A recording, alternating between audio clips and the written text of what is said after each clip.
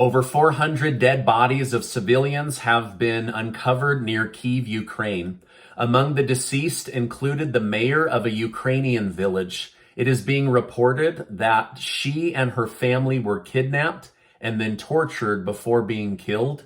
More civilians have been tortured, but I will not go into vivid details as the reports I'm reading are very disturbing. New images via satellite show a 45-foot trench that was dug outside of a Ukrainian church for a mass grave site for all of these victims. Zelensky toured the area yesterday, stating that victims have been found in barrels, basements, strangled, and tortured. He said the Russians treated people worse than animals and stated that these war crimes will be remembered as genocide. Zelensky said he is now unsure if he even wants to talk peace with Russia after what the Russian military has done to the people of Ukraine. Estonia's prime minister stated that the photos released resembled the mass killings of the Soviets and also the Nazi regimes. Zelensky spoke to the United Nations today, calling for them to remove Russia from the Security Council, citing evidence that Russia has breached their agreement. Graphic photos were then shown to make his case. He said that if Russia is not removed from the Security Council, then he believes the council should be dissolved because all they do is talk and never take action.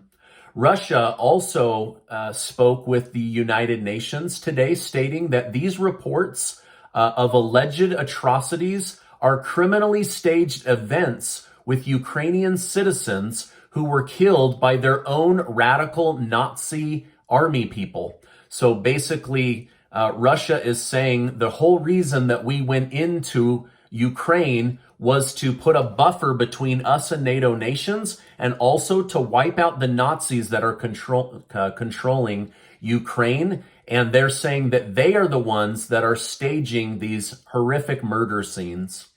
These statements are in direct contradiction with the current data available, as satellite images indicate that these bodies have laid in the streets for weeks and weeks, leaving the idea of Ukrainians staging these mass murders basically out of question. Following this news, reports have surfaced claiming the U.S., in coordination with G7 nations and the European Union, will be releasing additional sanctions against Russia that they believe will inflict further damage on the Russian economy.